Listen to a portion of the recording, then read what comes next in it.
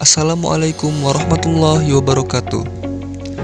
Hai teman-teman, pada video kali ini kita akan membahas tentang kehidupan politik pada masa awal kemerdekaan hingga masa demokrasi liberal, yang meliputi 1. Sistem pemerintahan, 2. Kabinet pada masa demokrasi liberal, 3.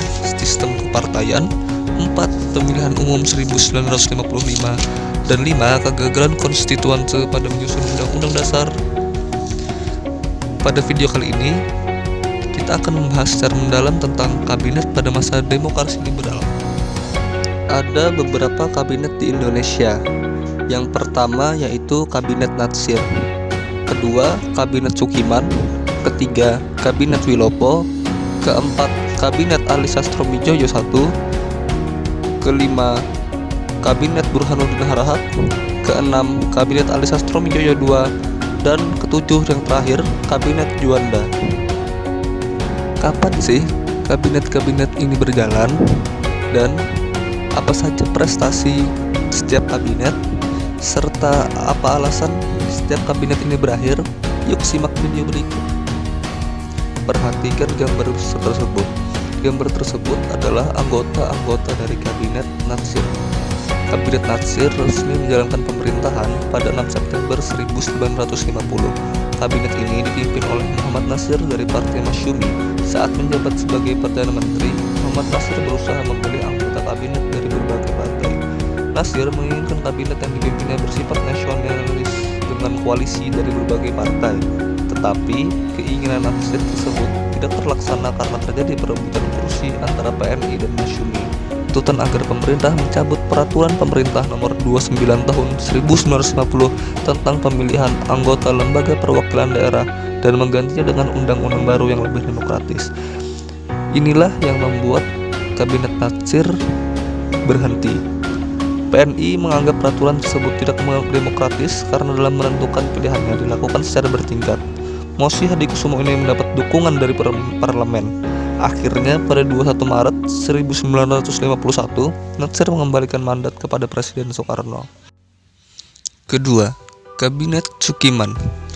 Setelah Nasir mengembalikan mandat, Presiden Soekarno menunjuk Sukiman dari Masyumi dibantu Suwiryo dari PNI sebagai formatur kabinet baru. Akhirnya, Kabinet Sukiman resmi memerintah sejak 26 April 1951. Dalam perkembangannya, Kabinet Sukiman juga tidak bertahan lama karena terjadi beberapa permasalahan, yaitu pertikaian antara parlemen dan kabinet yang bermula saat Menteri Dalam Negeri Ishak Djokrodiswardjo menginstruksikan penonaktifkan DPRD yang berbentuk berdasarkan Peraturan Pemerintah Nomor 39 Tahun 1950, dan Menteri Kehakiman Muhammad Yamin membebaskan 950 tahanan State of Lock and Beleg tanpa persetujuan Perdana Menteri dan anggota kabinet lainnya.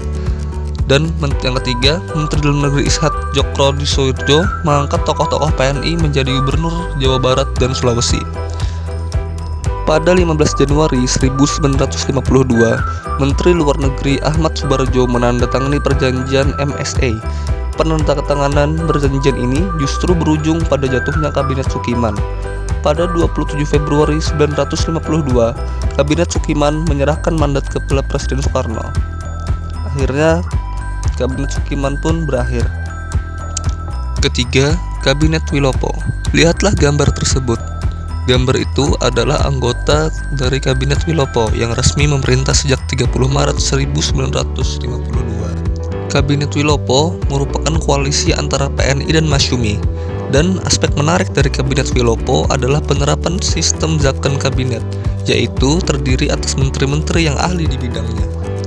Meskipun demikian, banyak permasalahan dalam Kabinet Wilopo, yaitu seperti krisis ekonomi karena merosotnya kegiatan ekspor dan impor, munculnya gerakan separatis dan sikap provinsialisme yang mengancam keutuhan bangsa, dan terjadi peristiwa 17 Oktober 1952, yaitu peristiwa perselisihan internal dalam lingkungan Tentara Nasional Indonesia atau TNI. Kabinet Wilopo semakin tidak stabil saat terjadi peristiwa Tanjung Morawa. Dalam peristiwa tersebut, pemerintahan melalui Menteri Dalam Negeri menyetujui perusahaan Daily Planters mengelola kembali tanahnya di Tanjung Morawa. Akan tetapi, hasutan PKI banyak petani lokal menduduki tanah-tanah tersebut. Inilah yang menyebabkan Kabinet Wilopo berakhir. Akibat peristiwa ini, Sidik Kertapati yang menjabat sebagai Ketua Serikat Tani Indonesia mengirim mosi tidak percaya kepada parlemen melalui fraksi PNI. Mosi tersebut menyebabkan Kabinet Wilopo mengembalikan mandat kepada Presiden Soekarno pada 2 Juni 1953. Yang keempat, Kabinet Ali Sastromijoyo. Perhatikan gambar tersebut. Gambar tersebut menunjukkan Kabinet Ali Sastromijoyo I berfoto setelah pelantikan oleh Presiden Soekarno pada tanggal 30 Juli 1953. Kabinet ini juga dikenal dengan sebutan Kabinet Ali Wongso. Kabinet Ali berhasil mengukir sejumlah prestasi dan menunjukkan peran aktif Indonesia di kancah internasional. Salah satu keberhasilan Kabinet Ali Sastromijoyo I adalah menyelenggarakan Konferensi Asia Afrika atau KAA di Bandung, Jawa Barat pada 1955. Selain itu, kabinet ini berhasil membentuk panitia pemilihan umum yang diketuai oleh Hadikusumo dalam mengatasi masalah perekonomian. Kabinet Ali Sastromijoyo I berusaha meninjau ulang pemerintah dan cadangan devisa negara. Kabinet Ali Sastromijoyo I harus berakhir sebelum penyelenggaraan pemilihan umum. Faktor utama yang menyebabkan jatuhnya kabinet ini adalah masalah pergantian pimpinan TNI AD yang dikenal sebagai peristiwa 27 Juni 1955 pada 24 Juli 1955. Kabinet Ali Sastromijoyo I mengembalikan mandatnya kepada Presiden Soekarno. Yang kelima, Kabinet Burhanuddin Harahap. Perhatikan gambar tersebut. Gambar itu adalah Kabinet Burhanuddin Harahap yang resmi berjalan pada tanggal 12 Agustus 1955. Prestasi Kabinet Burhanuddin Harahap adalah menyelesaikan permasalahan dalam tubuh TNI AD. Burhanuddin Harahap mengangkat kembali Kolonel A. Nasution sebagai Kepala Staf Angkatan Darat pada Oktober 1955. Selain itu, Kabinet Burhanuddin Harahap berhasil menyelenggarakan pemilu pada 1955. Pemilu dilaksanakan dalam 2 tahap, yaitu untuk memilih parlemen dan anggota konstituante. Keberhasilan penyelenggaraan pemilu 1955 menandai berakhirnya masa tugas Kabinet Burhanuddin Harahap. Pada 3 September 1956, Kabinet Burhanuddin Harahap mengembalikan mandat kepada Presiden Soekarno. Yang keenam, Kabinet Ali Sastromijoyo II. Perhatikan gambar berikut. Gambar itu adalah anggota Kabinet Sastromijoyo II. Setelah pemilu 1955, Presiden Soekarno memilih Ali Sastromijoyo sebagai formatur kabinet baru. Kabinet Ali Sastromijoyo dilantik Presiden Soekarno pada 20 Maret 1956. Selanjutnya, kabinet ini disebut Kabinet Ali Sastromijoyo II yang terdiri atas koalisi PNI, Masyumi, dan NU. Dalam kabinet ini, PKI tidak dilibatkan karena keberadaannya ditolak oleh tokoh Islam seperti Sukiman dan Kiai Haji Ibn Khalid. Pada masa pemerintahan Kabinet Ali Sastromijoyo II, muncul pergolakan di berbagai daerah yang mengarah pada gerakan separatisme. Tindakan kurang tegas dari kabinet terhadap pergolakan yang muncul membuat Ikatan Pembela Kemerdekaan Indonesia atau IPKI dan Masyumi menarik para menterinya dari kabinet.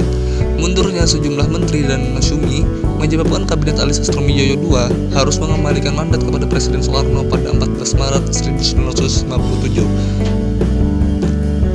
Kabinet Ali Sastromijoyo II pun berakhir. Yang terakhir, ketujuh, Kabinet Juanda atau Karya.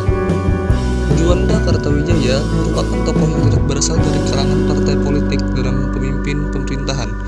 Juanda dibantu 3 wakil Perdana Menteri, yaitu Hardi, Idham Khalid, dan Jilaimena. Kabinet Karya dilantik pada 9 April 1957 dan tidak menyertakan Masyumi dalam keanggotaannya. Lihatlah gambar tersebut. Gambar itu merupakan para anggota Kabinet Karya. Ada beberapa prestasi yang digapai oleh Kabinet Karya. Salah satunya yaitu menentukan garis kontinental batas wilayah laut Indonesia melalui Deklarasi Juanda. Deklarasi Juanda menyatukan wilayah lautan dan daratan Indonesia menjadi satu kesatuan bulat dan utuh. Akhirnya, hasil Deklarasi Juanda diresmikan menjadi Undang-Undang Nomor 4 PRP 1960 tentang perairan Indonesia. Deklarasi Juanda mengandung konsep bahwa tanah air tidak memandang laut sebagai alat pemisah dan pemecah bangsa seperti pada masa kolonial. Akan tetapi, laut harus digunakan sebagai alat pemersatu bangsa dan pembangunan nasional. Kabinet Karya berhasil menyelenggarakan musyawarah nasional untuk meredakan pergolakan di berbagai daerah. Selain itu, pada masa pemerintahan Kabinet Karya terjadi pergolakan yang dikenal dengan peristiwa Cikini. Peristiwa ini memicu keadaan politik demokrasi liberal semakin panas, sehingga Presiden Soekarno mengeluarkan dekret presiden pada 5 Juli 1959. Dengan dikeluarkan dekret tersebut, berakhirlah masa jabatan Kabinet Karya sebagai kabinet penutup pada masa demokrasi liberal. Itulah pembahasan tentang kabinet-kabinet pada masa demokrasi liberal atau parlementer di Indonesia. Demikian yang dapat saya sampaikan. Salah hilap mohon maaf. Wassalamualaikum warahmatullahi wabarakatuh. Terima kasih.